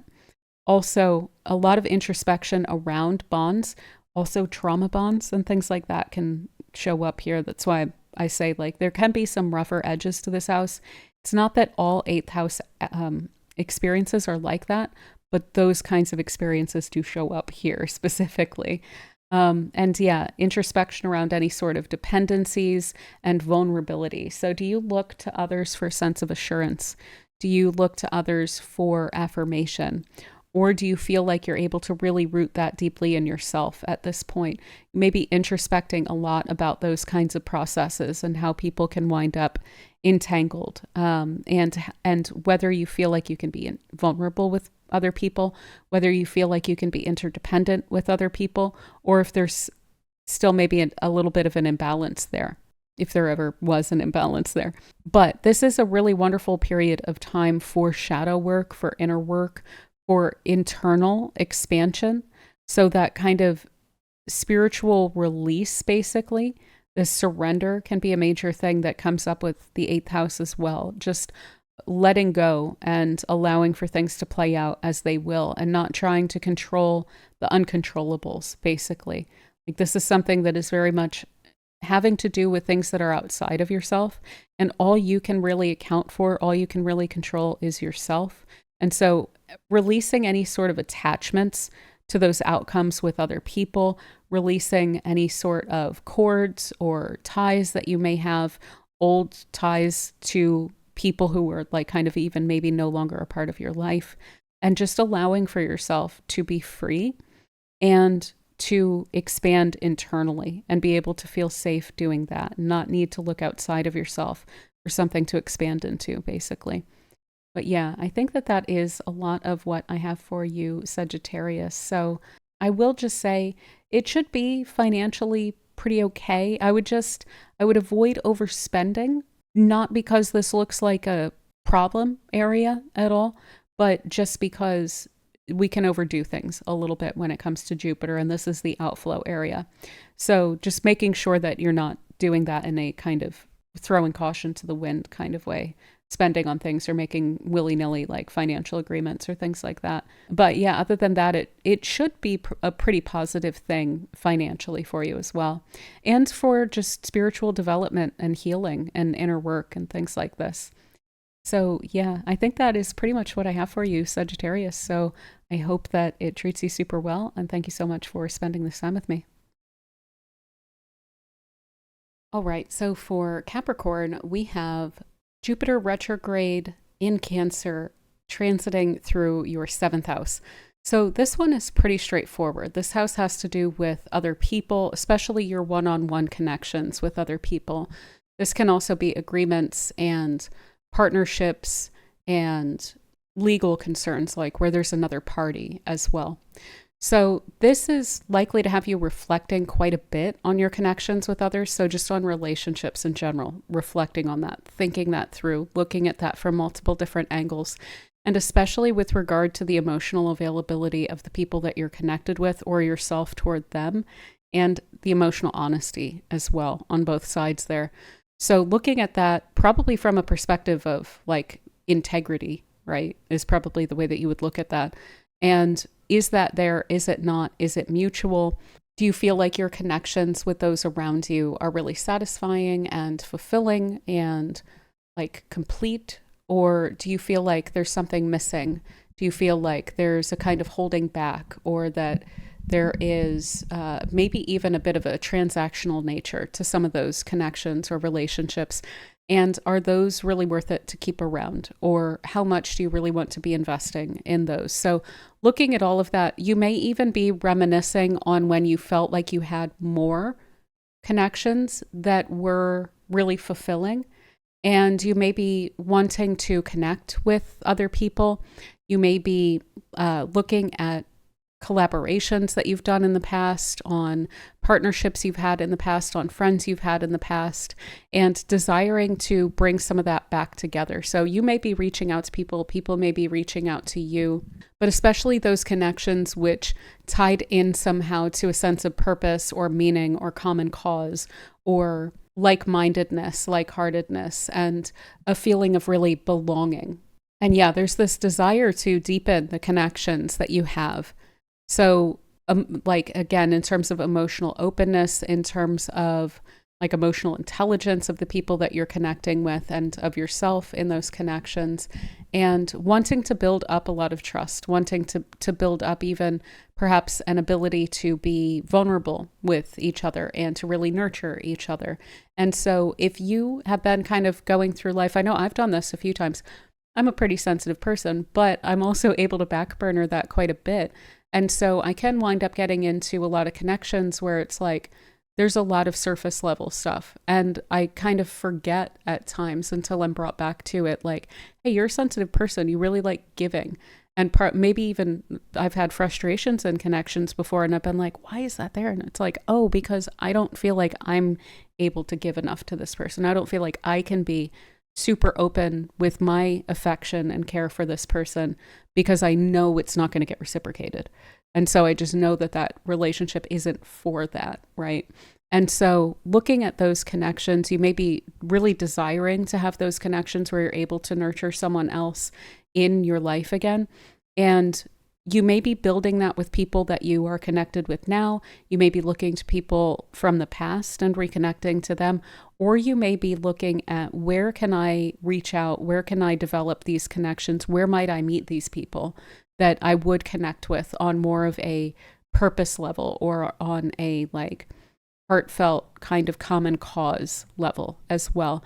You may also really want to be of service to people. And so this could even be something that you are doing, like volunteering or charity work or something like that, that could wind up potentially filling some of those gaps if you feel like there are some gaps there right now.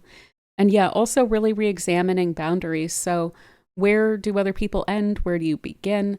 And are you over nurturing? Are you over giving? Is there, again, that equal give and take? So looking at those connections that you have, if there's emotional availability and honesty, and then deepening connections through conscious review, really wanting to build trust with people, and then looking at how boundaries wind up fitting into all of that as well. Now, you may also find that there are some past patterns that are reemerging around this period of time. So you may just be recognizing this may not be the same person. This may not be like reconnecting with someone specifically, but you may be recognizing something that you've seen before or something that you've dealt with before. And there may be something of, I don't want to call it a test because I don't really think that it is like that, but there may be something that is kind of calling your attention to that pattern again. Maybe something that you feel like you've already dealt with or that you've already cleared out, but it's just kind of coming up into your awareness again, either through seeing it again, or if you do reconnect with someone specific and they're doing the same thing, or you're doing the same thing, or whatever it is. When it comes to relationship patterns and whether they're healthy or not, that's going to be something that's going to be quite apparent around this period of time internally. That's going to be difficult for you to kind of sweep under the rug with this retrograde. But yeah, also finally, just any sort of partnership. So also those business partnerships, also like collaborations with other people, those close connections where you are building something together as well. Those may be coming back together. There may be an opportunity through an old friend, or an opportunity through an old colleague, or someone that you really got along with quite well, or someone that, you looked up to, or vice versa. There could be a nice opportunity that's coming in along those lines as well. And yeah, other than that, I mean, this is generally good for legal concerns and things like that as well. So yeah, I think that is pretty much what I have for you, Capricorn. So I hope that this transit treats you super well. And thank you so much for spending this time with me. All right, so for Aquarius, we have Jupiter retrograde in Cancer transiting through your 6th house. And this is the house, the 6th house. Sorry, the Mercury retrograde is really kicking in. The 6th house is your house of work and tasks, your activities, the things that you do to basically get things done, what it is that you feel is worth putting effort into and what you have to put effort into as well. And it also speaks to matters of health. So with this Jupiter going retrograde in Cancer here, it is really pulling you and your whole kind of concept of your activity and your routine, your schedule, your daily life inward for review. So really reviewing not only your work environments, as I have here, but also the actual activities that you're doing, and whether you feel that perhaps you are getting compensated fairly for those things, whether you feel like there is some sense of genuine purpose in that work, whether you feel like either you're getting proper recognition or reciprocation for your efforts as well.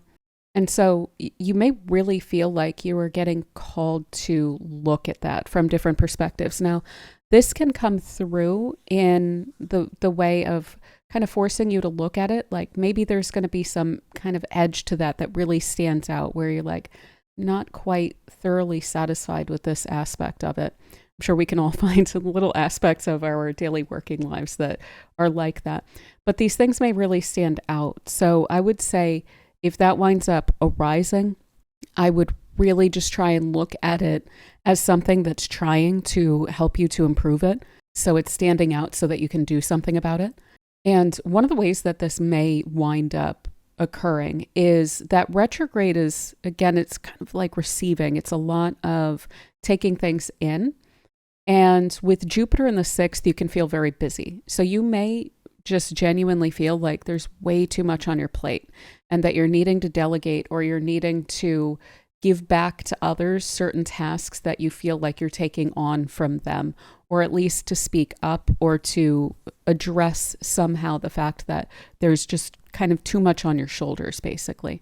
Especially if these are things that it's in the kind of category of like that you have to do it, maybe not so much that you want to do it. Because with Jupiter retrograde in Cancer here, part of the frustration with what it is all that you have to do may be that it's taking up quite a bit of the time that you would really like to pour into intentional work, intentional creative projects and things like this. So again, that's satisfying or purposeful work that you're wanting to get done, or even be it changes that you're wanting to make around your home, or matters that you're wanting to look into or research or something about your quality of life or your environment, things like this. And yet you just, again, feel like maybe you don't have the emotional or mental or physical energy to do all of this after you're taking care of everything else, and maybe everyone else as well. So looking at this, especially from a wellness perspective, I think is going to be quite helpful too. There is this wellness aspect to the 6th house. And so if things have been really out of balance and there's been a huge amount that has been kind of expected of you, that'll also throw you off in terms of your health and wellness and taking care of yourself and things like this. So this could also really be calling out for you, not just to do intentional work and be creative and things like this, but just being. And just being able to relax and just being able to enjoy yourself and your life and your day to day. So again, I would recommend, if you can, going into this, trying like actively to reassess this stuff before these things really kind of come to a head, because you can do a lot of really wonderful work by utilizing this aspect. It's still Jupiter, it's helping you out here, but it's probably going to be pointing out, hey, we could do a lot of improvement here in terms of your daily schedule. So a couple things. One, I would try not to put too much pressure on yourself to have a perfect schedule right away. Two, I think part of where this can get complicated is that usually when it comes to our sixth house stuff, there's other people's expectations that are involved on some level or another. So there will need to be some kind of speaking up when it comes to this too, and maybe even delegating directly. And one thing that Jupiter in Cancer, which is exalted, and this is the greater benefic, this is the planet that really says yes, that really affirms us, would certainly recommend is if you need to delegate, feel fine about that. Don't feel weird about it. Don't feel bad about it. We're all human beings, and you can only give so much when you're feeling kind of tapped out. So another thing that may wind up arising, probably in a good way, because this is that Jupiter exalted retrograde, is things coming back from the past. So old projects, old coworkers, and connecting with people that you used to like do activities with or work on projects with or used to work at a certain place with, or maybe this is an old boss or an old employee or someone like this, where there could be a really wonderful opportunity that's coming back around due to really great work that you've done in the past as well. So another thing that winds up showing up here is matters of service. So being of service to others, you may find that you're really wanting to be quite charitable, that again, that meaningful activity may be a matter of wanting to feel like you're giving to something that's larger than you, and that you're not just, going from one day to the next, just kind of trying to get through the day, but rather giving your energy to something that feels like it's feeding you. And maybe that is very charitable. Maybe it's food oriented. Maybe it's making sure that people have what they need. Maybe it's connecting with people that might be, if you celebrate some of the holidays that are coming up, maybe a little lonely during the holidays or something like that. Maybe reaching out and trying to connect, and just, connecting with people in general as a matter of feeling of service to them as well. And again, hopefully you can find a way for that to feel really reciprocal, either through the satisfaction of doing good work or through connecting with people who are also very affirming. So yeah, finally, just revisiting these kind of simple, nurturing rituals that help us to avoid burnout. Jupiter in your sixth is great if you work with it in a great way for avoiding burnout. It's not that Jupiter in this place is going to leave you bereft of interesting things to do. It's that it might leave you feeling like you don't quite have the time. And so there's likely a lot of interests of things that you want to do that have come up. And then additionally, a lot of expectations placed upon you. So again, the delegating, the talking about that and so forth, making clear what expectations you can serve and which are too much, but also building into your routine, again, for this, reassessing your daily wellness routines, infusing some kind of simple nurturing rituals into your day-to-day as well. So be that starting the morning with some tea, and looking out the window or whatever it is for you. Maybe it is making sure that once a week you go have dinner with a friend or something like that. Something to make you feel like you are taking care of yourself and like you are treating yourself like a human being that you care about, I know it sounds so simple, but sometimes we totally forget about these things and we just get into work mode. And Jupiter there can encourage getting into that work mode. So now with it going retrograde, really slowing down with that, looking at that from different angles and trying to make more space, more room for you and your well-being throughout this period of time as it is retrograde. So yeah, I think that is pretty much what I have for you, Aquarius. So I hope that this transit treats you super well. And thank you so much for spending this time with me. Okay, so for Pisces, we have Jupiter in Cancer retrograde transiting through your fifth house. And this is such a lovely little transit here. The fifth house is about your pleasures and joys. This is a place of creative expression, like joyful activities, interests, sports, hobbies, things like that, passions, and so on. This is also a place of children and the things that you create. So, your ability to create of yourself as well. So, it's one of my favorite houses to work with. And it's so lovely in part because I've been using Pisces rising on a lot of the electional charts, which is when you pick a time to do something throughout this year, because of this really wonderful aspect that it's making to that first house. But additionally, because this Jupiter is the ruler of Pisces and it's exalted in Cancer and it's in this great house. So one thing is, this is likely to be speaking to your first house in a pretty strong way as well. So to you and also your image of yourself. So when it comes to giving yourself a whole lot of permission to be yourself, to express yourself the way that you truly are, which is probably usually a little more sensitive, maybe a little bit more zany, maybe a little bit more kind of quirky or, you know, mystical, mysterious, etc., intuitive, kind of witchy, maybe, if that resonates at all, for you embracing that and feeling more comfortable with who you really are and what you really value, and not so much feeling the need to fit into the boxes that are just kind of acceptable. So this is kind of fundamentally about you, but it's also about your creativity, right? So also really helping with this retrograde to go within and to look at all of your interests, your different projects that you've maybe worked on in the past, the pleasures of your life, the joys of your life, anything that makes you feel like kind of childlike, right? Looking at that and deciding what it is that you really feel satisfied with. Basically, what are you really wanting to connect with again, along all of those lines? And what are you wanting to run with as well? So this can bring you back into the past, into things like simple joys, play, affection, interests, pleasures, projects from the past, specifically when we have this retrograde in Cancer.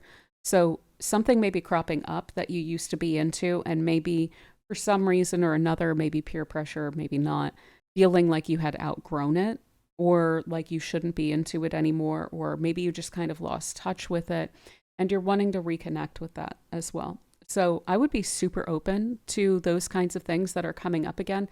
It's likely to feel like it's connecting you to a more innocent version of yourself as well. Now, this doesn't just mean, because in the whole collective reading, if you you listen to that, this is a lot about emotional development, emotional maturity, and so on and so forth. So this isn't about reverting to a past version of yourself, but rather embracing that aspect of yourself and embracing your joys and pleasures for what they are. That to me is an aspect of being mature, certainly.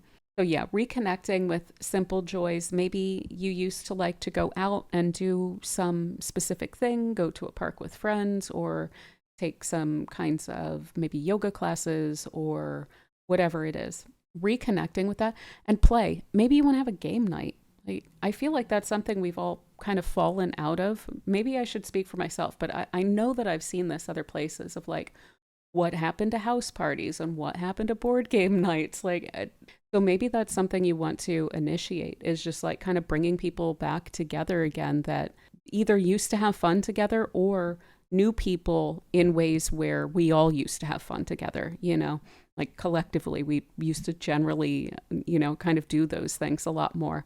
Also affection. So expressing your affection to people a bit more openly. You have a lot of that to share. And sometimes it can feel like you need to shut that down in order to like guard yourself from people who may take that the wrong way or take advantage of that or things like that.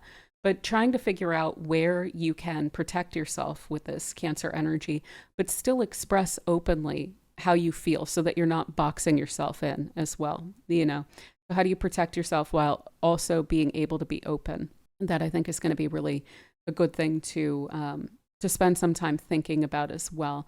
A lot of that has to do with self-trust, just trusting your instincts about people.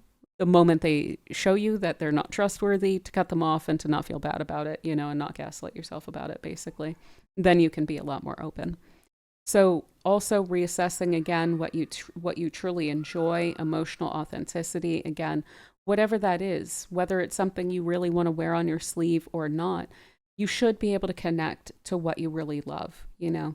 This is also super wonderful for inner child healing and connecting with the inner child. So again, there's going to be those aspects of like play and nurturing and taking care of yourself. This is another one of those things. If you weren't supported a lot when you were a kid, this can speak to reparenting. Jupiter in Cancer would be a great parent, and in retrograde, that would be you. And that's in your fifth house and in a trine to your first house.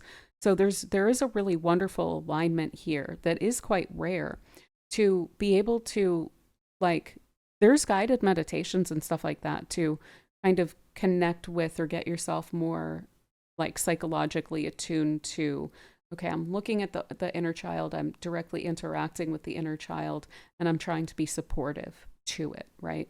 Or to myself, you know? So that may be something really wonderful specifically to check out. I know there's a bunch of stuff like that on YouTube. But yeah, again, like if was there something that you used to be super into that you were kind of talked out of? So that may also be something that you're able to connect with of like how what is it that you may have felt kind of pressured to no longer be? Really looking at that. I think that's where a huge amount of richness is going to come through for you. And again, it doesn't have to be that you suppressed it because you were dealing with people who were kind of weird about it.